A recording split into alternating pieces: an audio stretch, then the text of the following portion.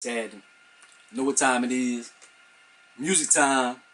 So I want to talk about my boy King Push, Daytona.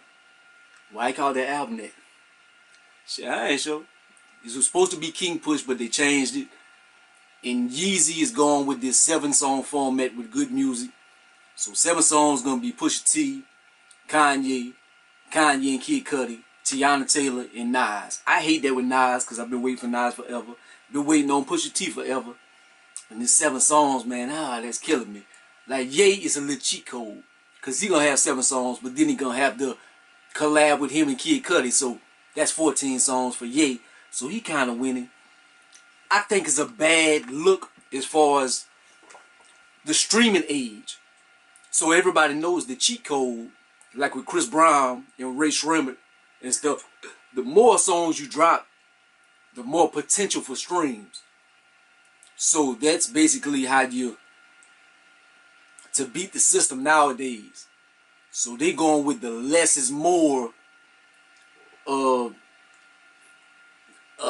strategy or whatever, man. As far as me wanting Push to win, I want Push to win. But I don't know if this format is the look. I don't know, maybe they figure people are going to just keep listening to the album because the album is so short, they're going to keep it on replay or something. Or maybe they just don't even care. Because Yeezy spent $80,000 on the CD cover. And that's controversial. Some people hate it because they figure he being disrespectful to Whitney Houston or anything. But anyways, let me talk about the music. And it starts off with If You Know, You Know. And that, all I gotta say about that, it reminds me of an old clip stuff. Like, it reminds me of tracks from the Hell Hath No Fury album.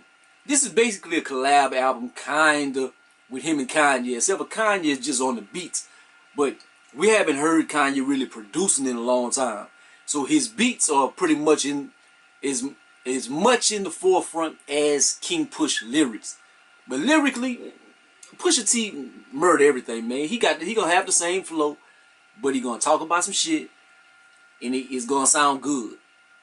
But this one right here, it just remind me of that Hell Hath No Fury era. That's how Yeezy went with that beat. So that's all I gotta say about that song right there. Try to move on. It's quick. That's the thing I didn't like about it. The album is 22 minutes. So man, you make a block and the CD is over. So that's one thing I didn't like about it, but I'm going to get into that deeper at the end of the video. Next song is The Games We Play. This one, they go with a kind of a rock.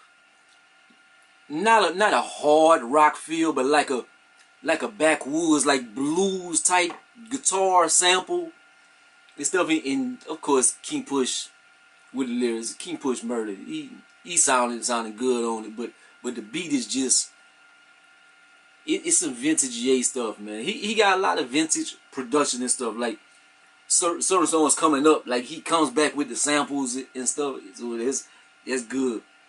Hard Piano featuring Rick Ross is the next track. And a standout lyric I had it, and this is, never trust a bitch who finds love in the camera. She will fuck you and turn around and fuck a janitor. Like I like that line. It stands out early on in his verse. I like that. The hook on there, everything is pretty nice. Hard Piano, that just sounds like if you were online looking for beats and somebody just named they beat Hard Piano or something. That's like what that title seems like yeah, and it was like, just call it Hard Piano. Rick Ross is in the same category as Push, but Push is more lyrical. But as far as you know what you're gonna get from a verse with like these artists, you know you're gonna get a pretty good verse. At least like sonically, it's gonna sound good. So Push and Rick Ross, you can't go wrong with that. That's a cheat code on the track. Next is Comeback Baby. This is one with a sample. It has a one of them. It reminds me of early vintage Kanye. This is Pusha album, but I'm kind of talking about Kanye more. But just the production in that hook reminds me of some old Ye. So I really like that joint right there. Santeria is the next joint. Got that. It has a long looming hook.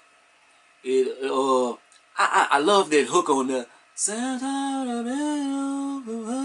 I don't know how it goes, but it's just a certain vibe to it. Like it has a good dark gritty vibe, and that fits Push perfect. Like Push is like that.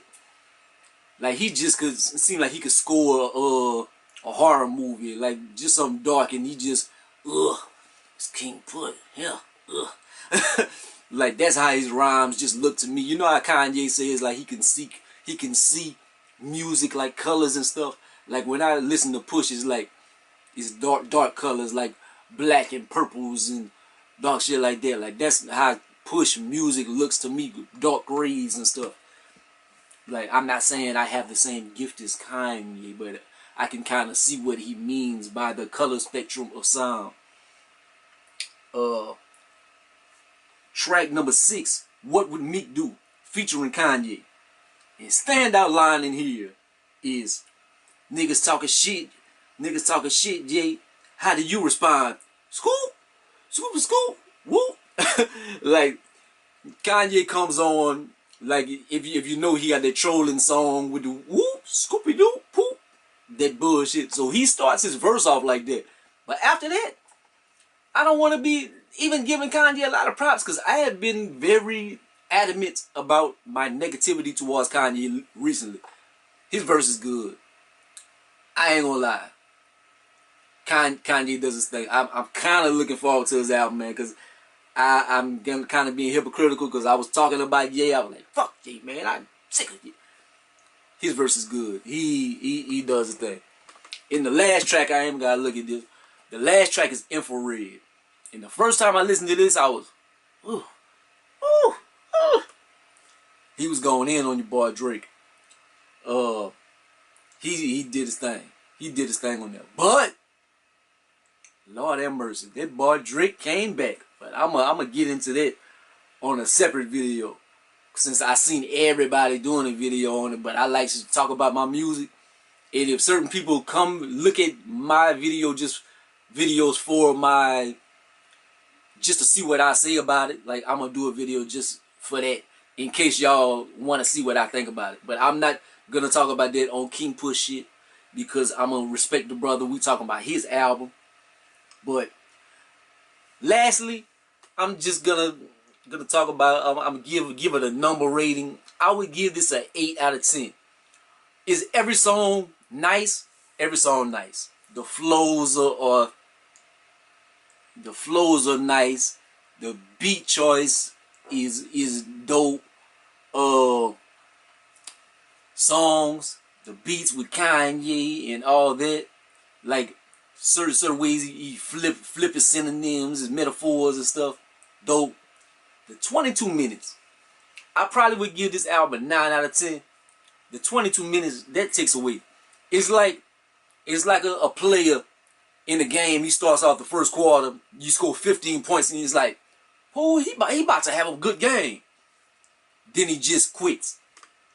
So, can you say he had a good game? That's kind of how I kind of see this album. Like, man, you was going in, but 7 songs, man, in 22 minutes is, I gotta take away a few points on that, man. So I give this an 8 out of 10. I wish it was longer. That's the only thing I can really say. But it's a good album. It's a good album, man. But if you on a trip or something, then you listen to it and stuff, man, it will not. It's a snack. It's a snack, man. It is not a meal. But that's how good music doing it. But I'm gonna get into this Drake track. That's gonna be next. I'm gonna upload them. You'll see them in the morning. Holla at your boy. Like, comment, subscribe to be the greatest and the most hated. Peace out.